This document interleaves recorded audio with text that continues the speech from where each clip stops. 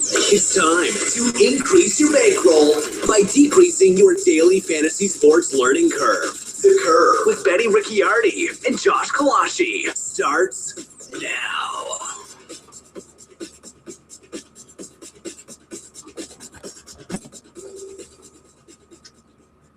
Hey everybody, welcome back to another episode of The Curve. My name is Benny Ricciardi. I go by BRich11 on all the daily fantasy sites, and I'm here to walk you through our show today. We're going to be starting, as always, with a recap of yesterday's action, moving on and talking about some of the weather concerns for today, getting into some of the Vegas lines, and then talking about some of the pitchers that we like and some of the hitters that we see that we think you should have in your lineups. We're going to end the show by going over the cornerstones we're going to be building our lineups around, and we have a special ending for the show today. As you guys know, we're going to be running our next head-to-head challenge over on Fantasy Score this week. And at the end of the show today, we're going to be doing a live draft so everybody can see who they're going to be matched up with for their first-round matchups. So let's get into the show today. For starters, I did want to mention we do still have one or two spots available. So if you are interested in joining into this week's head-to-head challenge over on Fantasy Score, please make sure to go over to the forum post and get yourself in there for it. Our founder, Jason, has decided to up the ante again. He's thrown in a $100 prize to the winner, as well as a RotoCurve fleece and a RotoCurve t-shirt for whoever comes out on top of this tournament. So it's looking like we're going to have about a 4-round tournament with 16 teams again, 16 different participants. And it was a lot of fun last week when we did it on Fantasy Aces. So let's see if we can keep that going and, see if we can learn something and have some fun at the same time. Before we get into tonight's slate, though, let's take a look back yesterday and see what we had. Yesterday was a great day in DFS for pitching. The top guy on the board was Francisco Liriano, who wound up with 44 points. Again, he was one of the top priced options. He was one of the people that we mentioned. He was one of the guys that we were on and touting in the chat before the show. And, he went out there and he was absolutely dominant. I think he finished with 12 strikeouts. He went 8 innings, completely kept the other team off the board. So he was definitely the guy that you wanted to have yesterday. There were some other big starts, too, though, that you could have had with him. Anibal Sanchez had 42 points. He was very low owned as well. There were some weather concerns in that game, so he wound up going off much lower owned than he probably should have for a guy who was arguably a top 5 option on the day. Pitching wasn't all that great yesterday, so Sanchez was definitely one of those guys that you wouldn't mind having in your roster. The guy who was probably the biggest upside play yesterday, although he wasn't much of a surprise. He was somebody that we talked about in chat earlier before lineups locked, and that was Wei-Yin Chen of the Baltimore Orioles. Chen finished with 37 points over on DraftKings. I think he went about 7 innings, had about 8 strikeouts, picked up the win, limited the other team to no runs. I think he only gave up maybe 3 hits and a walk or something like that. He was another one that was just absolutely lights out. And we had mentioned before the game started that he was in a really particular situation.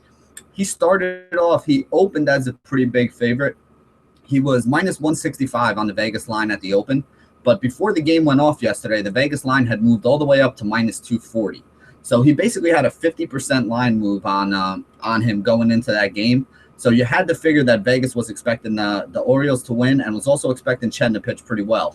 I don't know if anybody expected him to go out there and pitch 7, strike out 8 or 9 guys and have a shutout.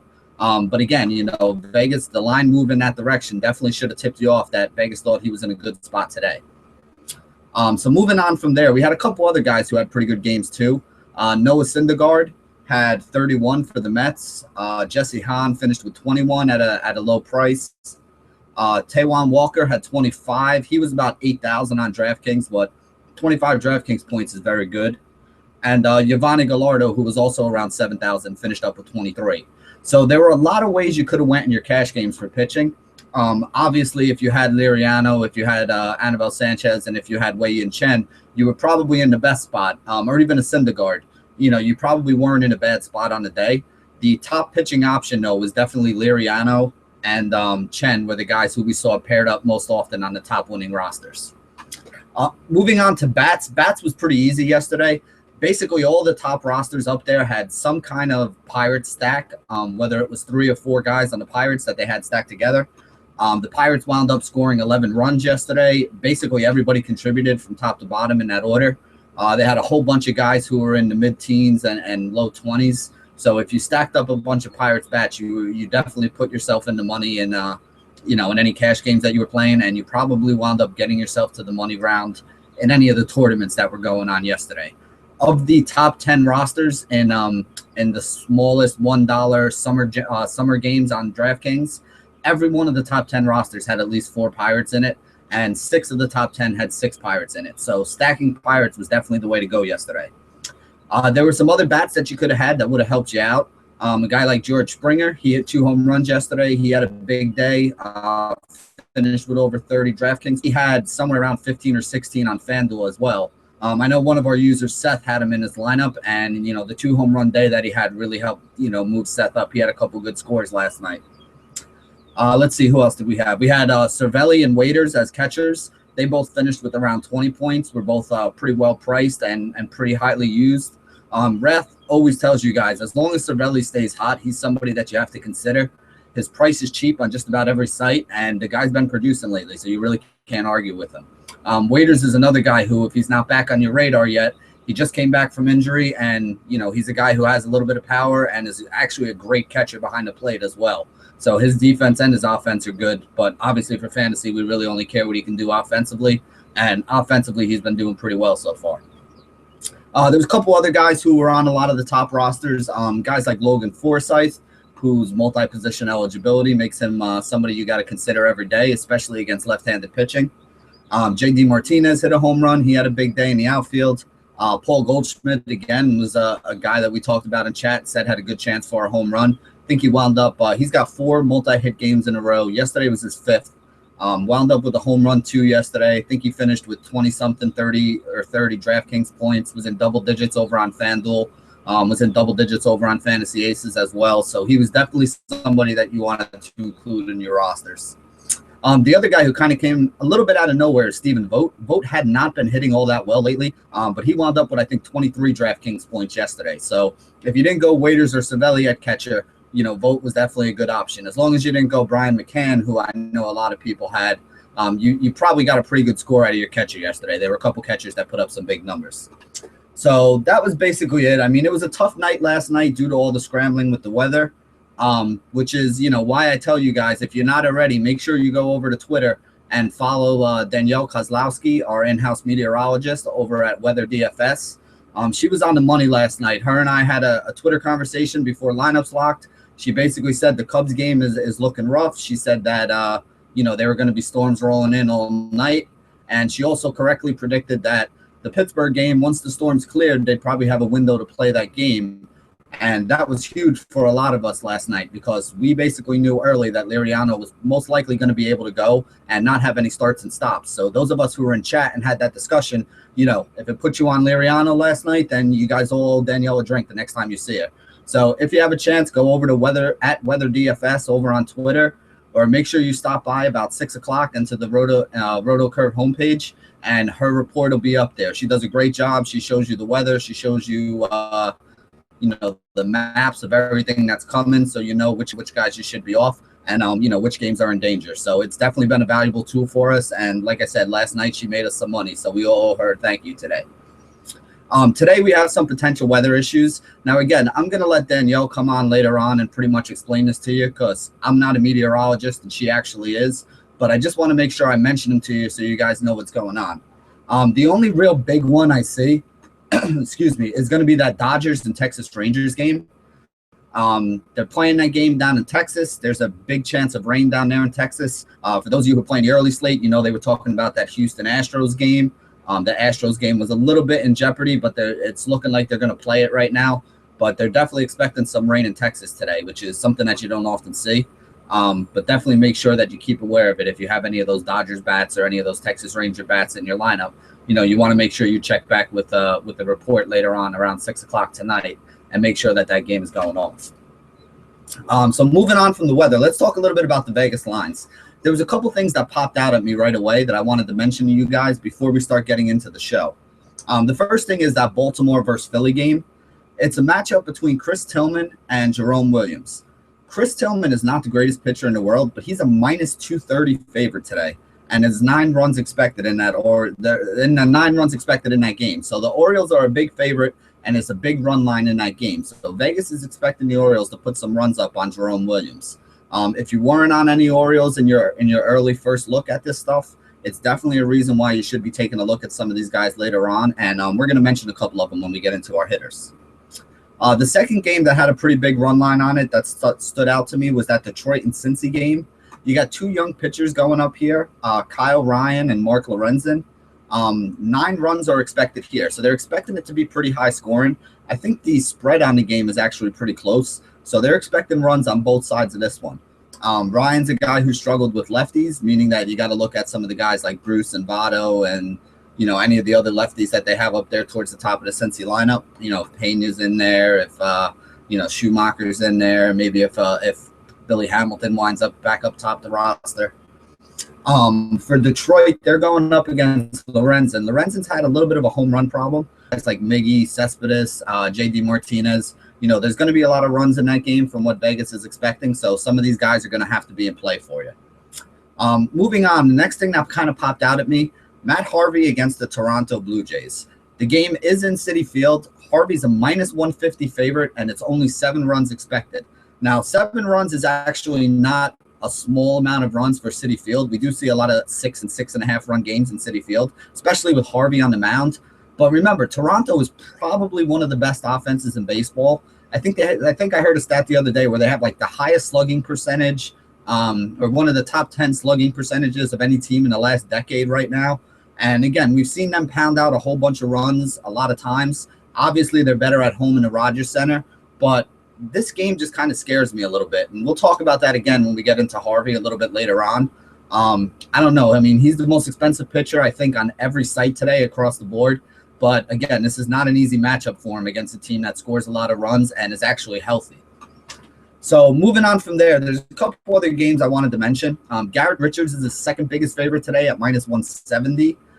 Basically, they love the Angels today over in Vegas, and I can see it. I mean, Richards is a guy, if you look at his underlying numbers, he's given up like a 200 batting average to right-handed and left-handed batters in each of the last 2 seasons, basically, this year and last year. Those numbers are pretty sick. His ERA is a little bit higher than it should be, and his whip is a little bit higher because he does walk a few guys. He's a pretty decent strikeout pitcher. He's not a huge strikeout guy. I don't think he's going to rack up 10 or 11 Ks. And he doesn't always go real deep into the game. About 7 innings is usually around his max where you see him.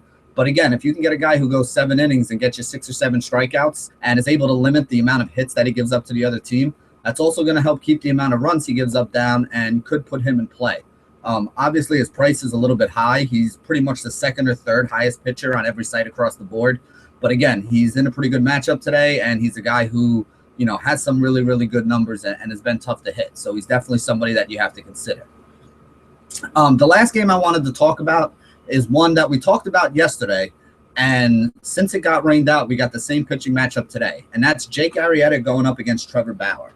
Now, there's only 7 runs expected in that game, so Vegas is not expecting it to be very high scoring. And I think Arrieta is going to be the guy who has more people on him, but I'm not sure if that's the right decision.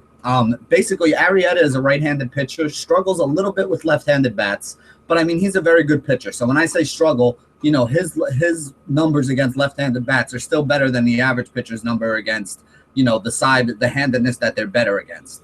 Against righties, Arrieta is very tough. So I wouldn't be looking at any of the righties today on Cleveland, not that they really have all that many.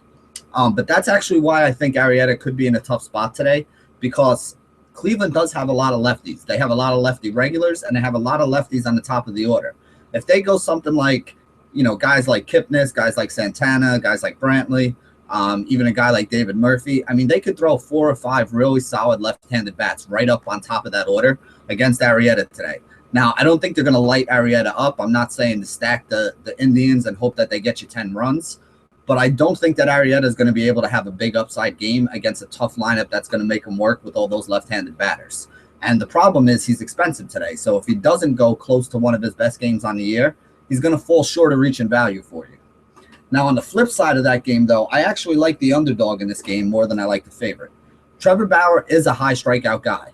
He's going up against the Cubs, who are a high strikeout team. So he has a real nice floor that he should have underneath him. He's been going 6-7 innings in his last couple starts, so he's going to be going long enough to pick up some points that way. And like I said, I think that he has a better matchup against that high strikeout against right-handed batting Cubs offense than his opponent Arrieta does against the lineup that he's going to have playing behind him that's filled with lefties.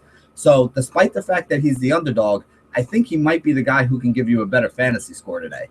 The reason why that's important is more people will probably be on Arrieta with him being the favorite. And also the fact that he's one of the higher priced pitchers on the day, one of the better guys going, they're not going to dig as deep into the numbers. But I definitely think that Bauer's a guy who could have high strikeout potential, could go deep into that game, and could pick up the win for you. And the reason I love him the most is his price is really cheap. He's only $7,100. As you can guess by now, he is my top pitching option on the day. So he's the first guy that I wanted to discuss. And I think that he's the guy that can return you the most value. Now, like I said, with the high strikeout floor that he has, I even think he's a safe play that you could roll out there in your cash games today. Chicago is the team that strikes out the most against right-handed pitching. I think they're up above 25.5%. They're neck and neck with the Houston Astros. The Astros didn't strike out a ton yesterday against the right-hander. So I think that probably at this point, the Cubs are a few percentage points ahead of them for the highest K percentage in the league. So if you get the team that strikes out the most going up against a guy in Bauer who basically has had double-digit strikeouts in 2 of his last 5. He had 7 in another game. He's been able to dial it up and get you some good strikeout numbers. So if you can get a high strikeout guy like Bauer today at a pretty cheap price, I think there's a good chance for him to give you a safe return. And if he pitches real well and gets the win, I think he even has upside for your tournament play. So Bauer's my number one. He's a guy I'm going to be using for both tournaments and cash game play today. I'm going to use him on a 1-pitcher site. I'm going to use him on a 2-pitcher site. And again, I think he's probably one of the top options. Now, the reason why I think Bauer's the top option is something I wanted to kind of go over with you guys. There are quite a few pitchers at the top above him who are priced above him matchups today. We mentioned the Harvey matchup against Toronto. Toronto being one of the top scoring teams in the league, it's not a good idea to try to pick on them today. Again, Harvey is great. Harvey is a high strikeout guy, but Harvey hasn't been pitching great in his last couple starts. Not that I think that's a reason why I wouldn't use him today. If the matchup today for Harvey was better, he would definitely be a guy who I would have on the top of my list.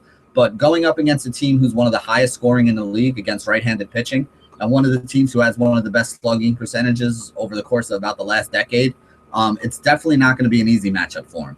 Now, again, Harvey's at home, which helps him out. That's helping to keep the spread low. But it's just there's a lot of red flags, and his price is very high on every site.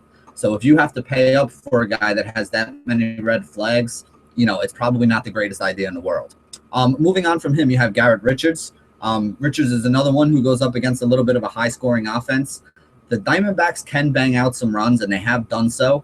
Now, again, I like Richards. I said he's been pitching well. I'm pretty sure he's at home in this one, so it's not a horrible park switch.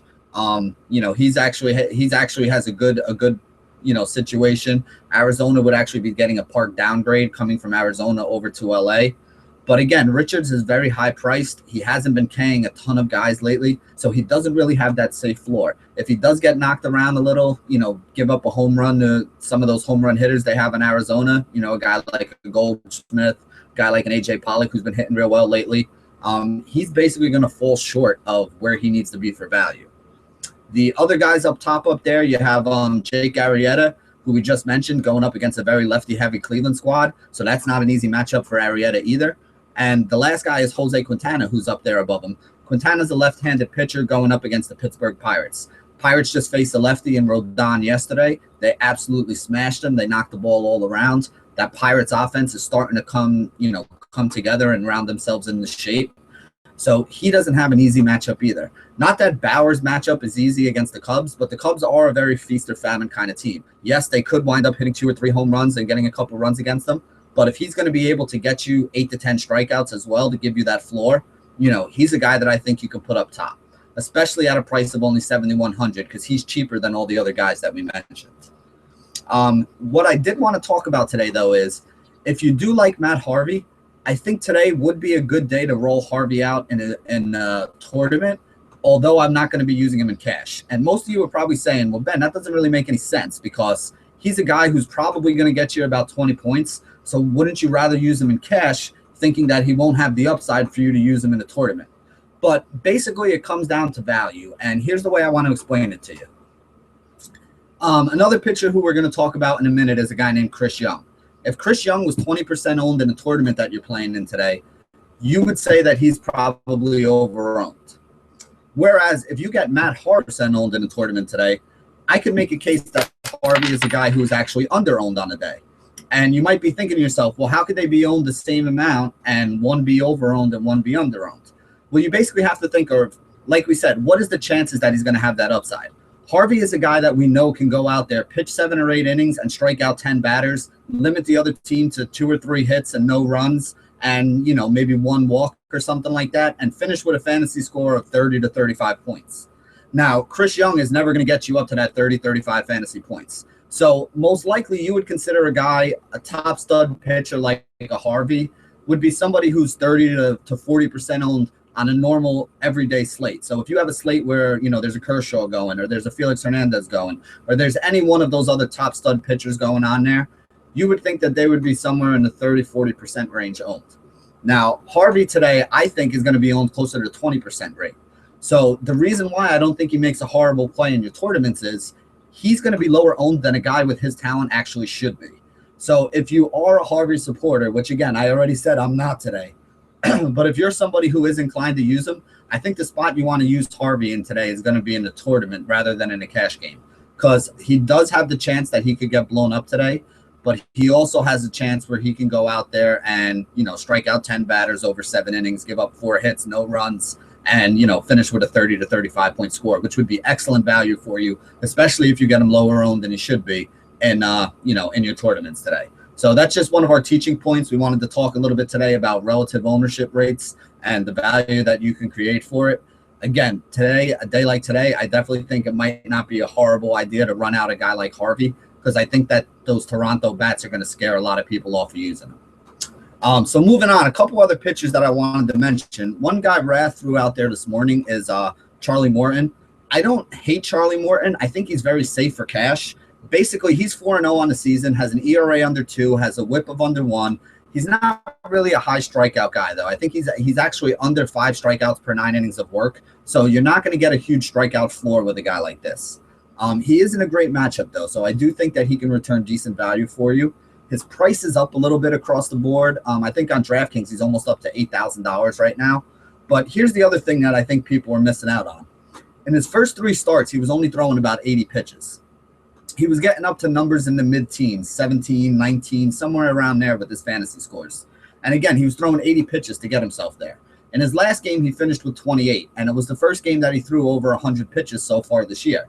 Again, this is only his 5th start. He was hurt a little bit at the beginning of the year, came back. This is the 5th start that he's made this year. So he's finally gotten that arm strength up to the point where he's going to be throwing 100 pitches.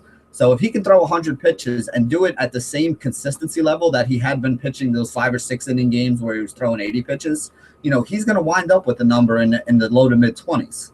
At a price a little bit below 8,000 today, low to mid 20s is what he needs to make value. So if he can get value for you by throwing 100 pitches today in a good matchup against the Chicago White Sox, you know, I think he's going to go lower owned than a lot of the other pitchers. And I think he's a guy who's going to be pretty safe to use in your cash games. I don't think he has the upside for, you know, to win you a tournament, because he's not a guy who's going to go out there and strike out 8 to 10 batters. But he's definitely somebody that would be a cheap option that you could use in your cash games if you needed to come down from a guy like Harvey to fit in a big batter too. The last guy I want to mention is somebody who I feel like other people don't like him as much as I do. But if you look at his returns, he's been really solid. And that is the guy I mentioned earlier in Chris Young. Chris Young's price right now is only $4,900. Now, he's not a high strikeout guy, but he does pitch deep into games. He does go about 6 or 7 innings in each of his starts. And so far this year, he's only given up more than 1 run in 2 of his 7 starts. He has 5 starts this year where he either didn't give up a run or gave up 1 run. Again, like I said, he usually goes about 6 innings. He's not a guy that's going to get you 30 fantasy points, because over those 6 innings, he's not going to get you 9 or 10 strikeouts. But if he can get you 15 to 20 fantasy points at $4,900, he makes a great play to use if you're trying to save salary. If he can get you 20 points for 4,900, he'd be somebody who I would roll out there in a tournament if I needed to. And again, on a day like today, I don't think pitching is something you want to pay up for. I'd rather pay up for bats on a day like today and then try to fit in the pitching that I like. So if I have very little money left over for pitching, but I love all the bats I have, I would have no problem putting Chris Young as that cheap guy in there, pairing him up with a guy like, maybe like a Trevor Bauer who does have some strikeout upside, and hoping I can get 50 points out of my pitching between those two guys. If you can get 50 points out of your pitching for, let's say, 12 or $13,000, which is what it would cost to pair those guys up, I think you're going to be pretty happy with the lineup that you can build around it. So that kind of gives us some ideas on pitching. Like I said, we only have a 10-game slate, so there's only 20 pitchers to choose from, and there's a couple guys that are in tough spots, so it's not going to be a great day for pitching. Keep an eye on the lineups when they come out, see if there's anybody, any teams that are sitting some of their starters. You might be able to get somebody going up against a weak lineup that makes a lot of sense to start as a pitcher.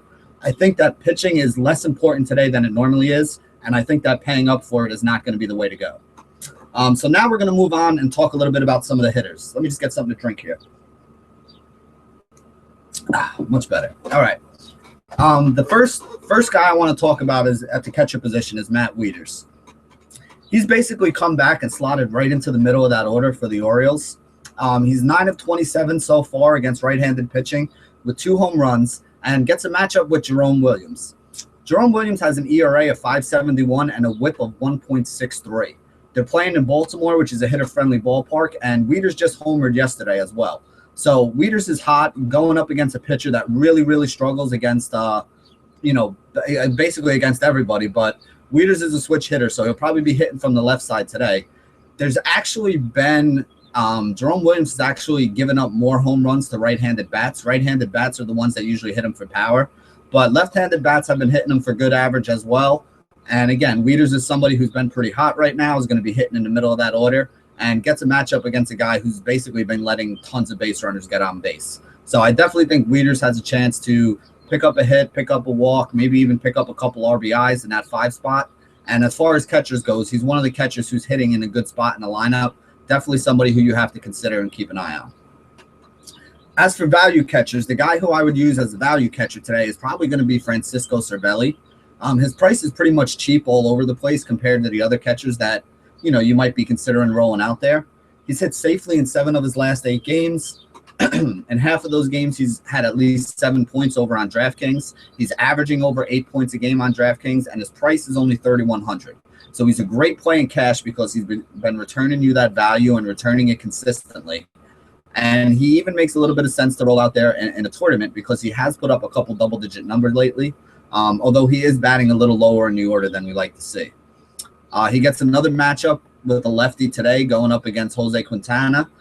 So he has the splits advantage that he likes. And again, at $3,100 on DraftKings, he's a great price over there if you need a salary saver in order to fit in some of the bigger bats or if you want to pay up for pitching.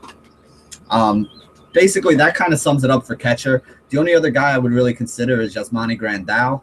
I think they have a good matchup against Chichi Gonzalez, and we'll talk about that later. Grandal, obviously being a left-handed bat going up against Chichi, is the preferred split that you're looking for. And we'll get into Chichi a little bit later because there are a couple other Dodgers bats that I think we should have in our lineups today. Moving on to first base, basically the guy who I think is the top option today is the machine. For those of you who don't know, that's Albert Pujols. He's averaging over 11 fantasy points per game during his last 9. That includes 4 home runs. He has 18 home runs on the season. He has 10 home runs in his last 15 games. So this was a guy who people were talking about his demise, talking about how he was done, talking about how his bat speed was too slow, earlier on in the season. And in basically the last 2 weeks, he has completely turned it around and become the stud that we all expected him to be when the Angels gave him that huge contract. He has a matchup today with Jeremy Hellickson. Hellickson has allowed guys from both sides of the plate basically to hit him. Last year, he was better against lefties. This year, he's been better against righties. But overall, if you put the numbers together, I mean, he's basically given up about a 300 batting average to both sides of the plate in the last couple of years.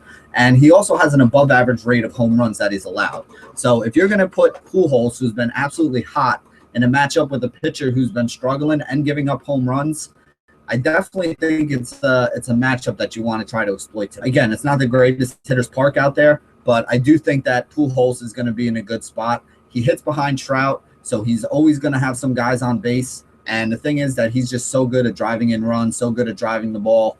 And, you know, he's a guy who I think could pick up multiple extra base hits today, and that would give you a really nice floor to his score if you're playing on any site, basically. The second first baseman who I really like is Adrian Gonzalez. Again, we're going to talk a little bit about Chichi Gonzalez right now, who's the pitcher that's going to be going up against them for Texas. I see Chichi as a guy who's a regression candidate. We're going to use this as a little bit of a teaching point. If you look at Chichi's numbers right now, it's going to scare a lot of people away. His ERA is like 0.43. I think his whip might be a little bit over 1, but it's not too bad. But if you look at the underlying numbers, the advanced metrics for this guy, you can see that regression is going to be coming. He has a 197 batting average on balls in play. Now, the league average for batting average on balls in play is probably somewhere around 290. So that basically means that everybody who's hitting the ball off this guy is hitting it right to somebody. They're getting outs on all the balls that are hit. Now, there are pitchers who pitch to contact and might have a little bit of a lower rate, but to be 33% below the league average, which is basically where he is now, it doesn't say that you're a great pitcher. It basically says that you've been lucky. So he's been lucky that the balls that have got hit on him, people who were able to make plays on. Now, the other thing is he has walked a few batters and given up a lot of base runners. He has a strand rate right now of 96%. That means that 96% of the guys who have gotten on base haven't come around and scored on him. He's been able to get the outs and leave these guys on base. The league average for a strand rate is somewhere around 73 to 75%. So again, this is a guy who's 25 to 30% above the league average in strand rate, and sooner or later that number is going to come back down. So if you're looking at a guy like Chichi Rodriguez today, you have to think that the regression is coming. Now, he's a young pitcher, so you don't have much to go on, but in his first couple starts, you have seen that he has struggled more with left-handed bats. And that's the reason why I think we should be rolling out Adrian Gonzalez today. Gonzalez is one of the best left-handed bats that they have on the Dodgers. Again, you know, not the greatest ballpark to hit in, but he's been hitting all season long. And he basically smashes right-handed pitchers. So he is actually, I think this game's in Arizona, so he is getting a little bit of a park bump as well here. And again, he's a guy who's been smashing right-handed pitching. He's hitting in the middle of that order. He has home run upside. He has the upside to get multiple hits and the upside to drive in runs. So I definitely think Adrian Gonzalez is another way you can go. I don't think either one of these guys are going to be too overly owned today. First base is usually a position that's pretty spread out, but I definitely think you have home run upside with Pujols, and you have home run and multiple hit upside with Adrian Gonzalez. So they're two of the guys who I definitely think you should look at in your rosters. Moving on to second base, Dee Gordon is my favorite second baseman. Now, you guys might not know this right now because I was a little bit surprised when I was looking at it as well. But Dee Gordon has a 352 batting average at the moment, and he's actually better against right-handed pitching where he's hitting 360. Now, his matchup today is with Nathan Eovaldi. Eovaldi allowed a 296 batting average to left-handed bats in 2014, and so far this year has already allowed a 380 batting average to left-handed bats. So left-handed bats have basically been doing whatever they want against this guy so far this season. Those numbers, when you put them together, those numbers basically forecast a multiple hit game coming up for Gordon. And as we've talked about multiple times in the past, if Gordon gets on base, he's a threat to steal, he's a threat to score runs, and he's got some big bats and some solid bats hitting behind him right now. So I think Dee Gordon, even though his price is a little bit elevated on a couple sites, I think he's like 4,600 over on DraftKings. I think he's a little below 4,000 on FanDuel. He's getting pretty close to 5,000 over on Aces as well. But again, this guy is hitting 350 and going up against a pitcher who's given up a 380 batting average. So if you're looking for multiple hits today, he can definitely get that for you. He can pick up that stolen base. He can score a run. There's a lot of upside that you can have for using him today. The other guy who I'm rolling out at second base, and he has multi-position eligibility, so you can even use him over at third, is Justin Turner. Turner smashes right-handed pitching. Hit 349 against him last year. Is hitting 366 against him this year. He has that same matchup that we talked about with Gonzalez, with Chichi Gonzalez that we talked about when we were talking about Adrian Gonzalez. Like I said, Chichi's actually worse to left-handed batters. Turner's a right-handed batter, but he's a guy with reverse splits who's been hitting right-handed pitching really well. So you really can't argue with the production that he's been giving you. He should be somewhere in the meat of that order again today and has a good chance to pick up a couple hits and drive in some runs. Moving on to third base, the one guy who I really like at third base is Manny Machado. Again, we talked about Jerome Williams before. Williams allowed a 320 batting average to right-handers so far this year. Last year. And so far this year, he's allowed a 343 batting average with double-digit home runs already. So Machado's a guy who hits right-handed pitching pretty well. In the last 30 days, he's been 34 of 117 with 5 home runs. He's on top of that Orioles order again. And, again, they're expecting the Orioles to get a couple runs today, as we talked about in that Vegas line section. So if you can get the guy on the top of that order, probably going to get 4, maybe even 5 at-bats today. And he's a guy who does well against right-handed pitching. And you got a right-handed pitcher on the mound who struggles against right-handed batters. All the pieces fit together today for a big upside game for Machado. Back in the downside for Machado is he's very expensive today. He's over 5,000 on Aces. He's 4,800 on DraftKings. I don't remember his price on FanDuel, but I'd assume he's getting close to 4,000 if he's not above it. And again, like I said, if you're looking for somebody to save money on, you can use Justin Turner, who we mentioned at second base, as either a second or a third base option. So the question basically comes down to, if you're going to use Turner, do you use Turner at third base with D. Gordon at second, or do you use Turner at second base with Manny Machado at third? And there are arguments to be made on both sides of that. For a cash game, I think D. Gordon makes more sense. For a tournament, I definitely think you want the upside that Machado can provide for you today. So if you are looking to use Turner, remember, you can use him in either one of those positions, so you can move guys around, and the player pool that you have for that same amount of money, you're not restricted to just looking at third baseman or just looking at second baseman. Look at them together compared against each other and see which one of those guys makes more sense for you to roll out. Because you can move Turner from second to third, put in a second baseman, or you can move Turner from third back to second and put in a third baseman. So whatever makes more sense to you, whatever you think gives you the best upside or the best safety, that's the way you should go about doing it today, because you got to take advantage of those guys. Moving on from there, we're going to go to shortstop. There's really only one shortstop I want to mention, and I'm pretty sure it's going to work out the way it worked out yesterday for me. And that guy is Jung-Ho Kang of the Pittsburgh Pirates. He basically hit cleanup yesterday against the lefty, and I think he should probably be hitting cleanup again today. His average is about 75 points higher against left-handed pitching than it is against right-handed pitching. Against Southpaws, he hits about a 333 so far this year. And remember, we talked about it before. This was a guy who hit 350 last year in the Asian League with 40-something home runs. So he's basically the Asian version of Tulo. And again, we know how much Tulo loves hitting against left-handed pitching. Kang is basically the same way. He's the same kind of player.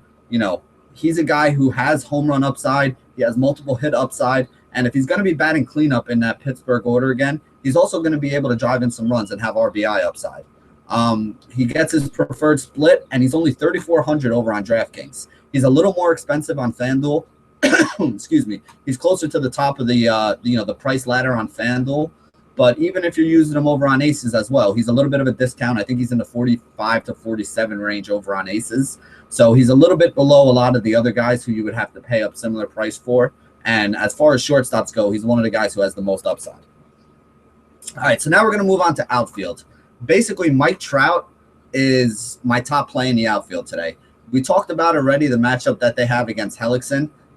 Him and Pujols are both hitting about 290 with 15 home runs so far this year against right-handed pitching. So if you're a right-handed pitcher, and now that Pujols is hot, you also can't pitch around Trout. Because if you're going to pitch around Trout and put him on base, he's going to steal second. Pujols is going to smack one into the gap. And, whether it's a double or a home run, Trout's going to come around and score. So pitchers have had to start going after Trout right now, and that's why we've seen Trout's numbers kind of look a little bit better. Now, granted, this guy is one of the best players in all of baseball, so it's not much better that his numbers can be. But if you're forced to throw strikes to him, he's going to hit those pitches pretty hard. And as well as Pujols has been playing to give him some protection in that lineup, you can definitely see that it's helping Trout. You could also see that it's making him happy. He's as happy when Pujols hits a home run as Pujols is. I actually think he's probably more happy for Pujols when Pujols hits a home run than, Pujols is about hitting another home run in his career. So that's basically the guy who I think is the top option. He's 5,600. With the way Stanton has been playing, I think him and Stanton are going to draw a lot of the money and kind of spread it between them.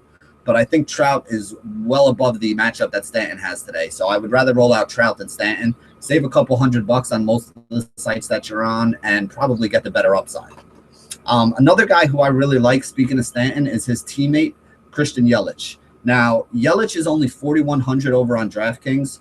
He's reasonably priced on FanDuel. He's a little bit pricey over on Aces. I don't know if I like him as much over there.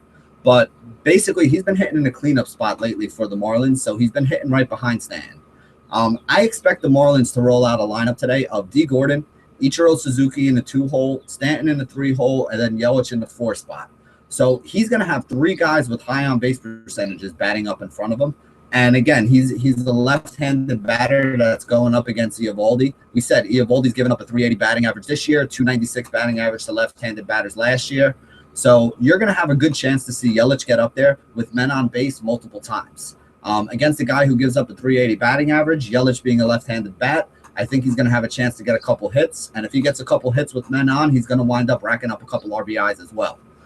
Again, the thing I like most about him is his price is pretty cheap for a guy who's been hitting cleanup lately. And I definitely think there's a lot of upside to using a guy like Yelich today. Even if they flip-flop with him and Stanton, which I don't think they will because that'll be 3 lefties in a row at the top of the lineup, I still think he's going to be in a good spot. If they do roll Prado out there as the second guy, again, Prado got hurt the other day, so I'm not sure if he's going to be in there. But if they roll Prado out in the 2 spot, you might even see Yelich bat third, which would put him in front of Stanton and give him some good protection in that lineup as well. The third guy I want to mention in the outfield, there's actually a lot of guys in the outfield today that I think you can use. I'm just going to kind of list a couple guys that make sense. J.D. Martinez against a high home run pitcher makes sense today. Adam Jones against a guy who gives up a lot of home runs to right-handed batters makes a lot of sense today, especially in that hitter's park. Let's see. We got Bryce Harper. Harper's a guy who, what else can you say about Harper? He's going up against Alex Colomé today. Colomé's been giving up, he gave up 8 home runs in 42 innings, so basically 1 home run every 5 innings. You got a guy like Harper who's been averaging over 11 fantasy points for the entire season. Not like, he got hot and had 11 points over the last week or the last 2 weeks. This guy's been averaging 11 fantasy points for the entire season, which is a ridiculous amount of points to be averaging. Again, his price is not too expensive. He's only $5,500. He's a left-hander that goes up against a righty. He is hitting .345 with 19 home runs against right-handed pitching this year. So there's a lot to like about him. I also like his teammate, Denard Span, tonight. Span has a .343 batting average against right-handed pitching. Again, he's a lefty, so I think both of those guys are in play.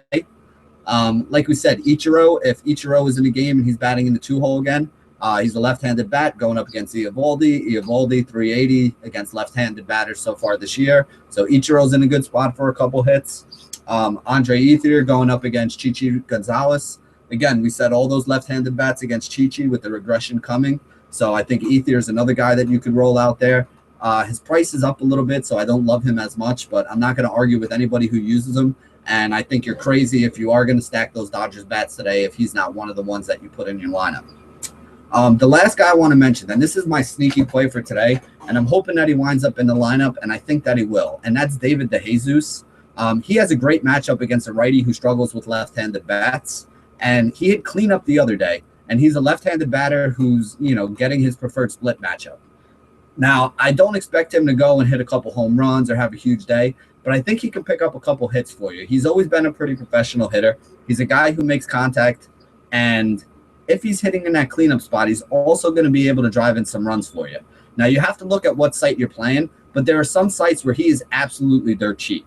So if he's like min-priced or close to min-priced for you, I definitely think he's one of those min-price salary saver kind of plays that you want to make sure you have some exposure to in your lineup in order to fit in some of the studs that we talked about at the other positions. So that basically wraps up our analysis of some of the guys who popped out for us that we wanted to let you know about. Going to kind of give you an idea of how I'm building my rosters today. As you guys can probably see, I think today's a day where you want to pay up for bats. The high-end pitching all has some warts on it. None of it is great. If you're on a 2-pitcher site, I do think that 1 or 2 of those guys will have a good game. So I think you need some exposure to the top end. But I would definitely not – this is definitely not a day where I would take 2 top-end pitchers as my SP1 and SP2 and then try to fit in a bunch of cheap bets. Maybe that changes later on in the day if there's some weak lineups that come out or if there's some really good cheap bats in good spots and good splits matchups. But as of now, trying to build a roster with some of the expensive pitching and filling it out, it really just hasn't looked the way that you would have wanted it to, or at least it hasn't looked the way that I would have wanted it to, which is why I've been paying up more on bats and going a little bit cheaper on pitching so far today. This is also I'm basically going to be shying away from Matt Harvey in all my rosters today. That's my bold call for the day. It's probably going to either be the thing that helps me make money tonight or the reason why I don't make money tonight. But like I said, Harvey, I think, is a guy who is a high volatility play today. He could have a great game, but he could also get lit up. And I think that in cash games, he's going to be overowned. In tournaments, I think he might go a little bit under the radar. So while I won't be using him in cash, I'll definitely have some exposure to him in tournaments. And that's basically how I'm going to be building my lineup today. I love a guy like Kong at his price. I really want to fit in some of the big outfield and first base bats that we talked about. So I'm going to probably be going cheap. Probably using a guy like Cervelli, guys like Forsythe, guys like Justin Turner instead of some of the big guys there. Where I did go cheap with my pitching, I'm going to try to fit in as many studs as I can. So I'm going to be looking at the D. Gordons. I'm going to be looking to squeeze in that Machado. I'm going to be looking to, see if I can get a lineup with Trout and Harper together in it. Pay up for waiters where I can and put them with Machado. I think that's probably the way that it's going to go. Today seems like more of a GPP kind of day for me. And some of you guys might have realized this too, but it's a teaching point I wanted to get into for today.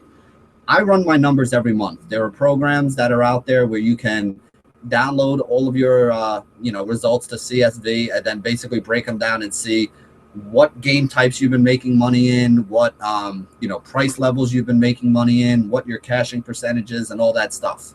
And as the season starts moving on, you'll start to notice that head-to-head games are going to start being the same people that you see in them all the time. The competition on head-to-head games on most sites has gotten really tough because you got rid of a lot of the people who were the casual players. So now you're basically stuck with, a lot of guys who are trying to grind out some money playing in these cash games right now. So the cash lines on the 50-50s, the cash lines that you've seen on most of your head-to-heads every night have gone up a little bit. And, I noticed it in my numbers because I noticed that my cashing percentages have actually gone down in a lot of those cash tournaments.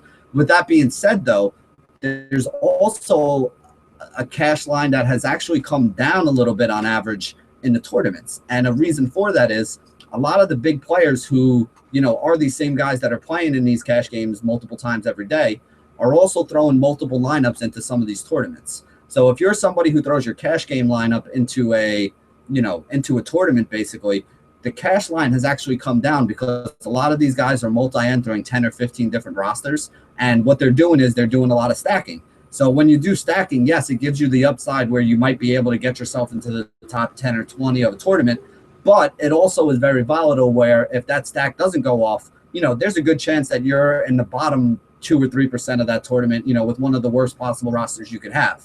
If you have enough people that are doing that, which I think there are more people doing that right now, it's a little bit easier to sneak into the back end of some of these, some of these tournaments and double or triple your money with a regular cash game roster because, you're giving yourself exposure to a couple different places. Excuse me. And the only time it really doesn't work is if the chalk stack is the one that winds up hitting. So like the other day when the Dodgers was the big chalk, when they wound up hitting, you didn't make a lot of money if you weren't, if you tried to fade the Dodgers that day and go with a cash lineup. But on days where the top chalk lineup, like last night, where everybody had Texas and LA, when the Dodgers and the Rangers didn't have a big game last night, a lot of the lineups that were cash game type lineups wound up sneaking in the back end of a lot of these tournaments. So that's just something for you guys to keep in mind. Before we wrap up the show today, I promised you guys that we would do our matchups today for the tournament. So I have a blank sheet of paper right here. I put everybody's names in the hat right here, as you guys can see. I'm just going to pick them out one by one. Currently, we have 14 people in the tournament. So we're going to give first round buys to Josh, who was our winner from last week.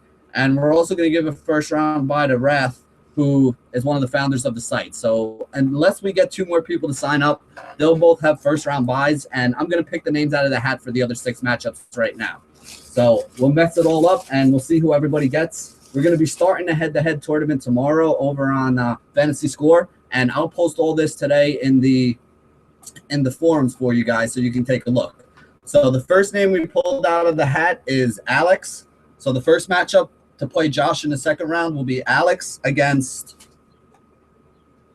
Eric. So Alex and Eric, you guys are matched up in the first round. Get in touch with each other. This way you guys can set up your game. The next matchup on the bottom side of that bracket is going to be Kenny against Rachel.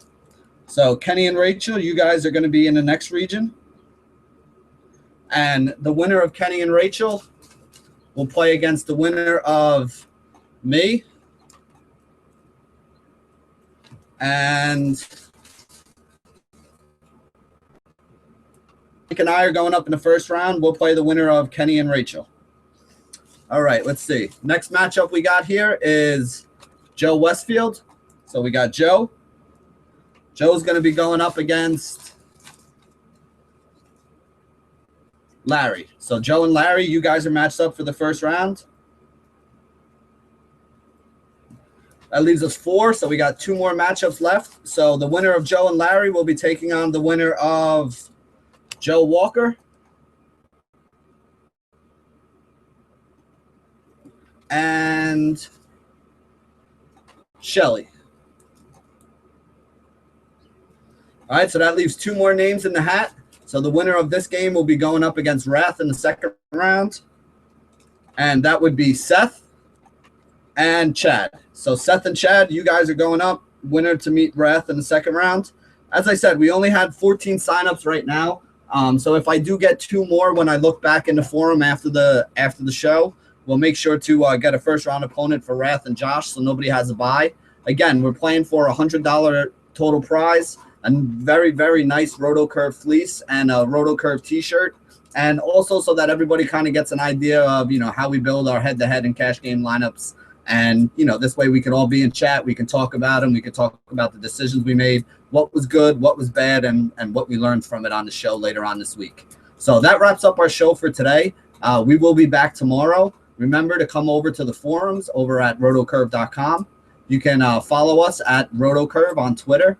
You can follow me at BennyR11 or my partner Josh, who's running the chat right now, at Josh Kalachi. Make sure you sign up to follow at DFS Weather at Weather DFS as well, so you can get those updates when Danielle puts them out there. And that's basically it. This has been another episode of The Curve, and as always, stay classy, DFS.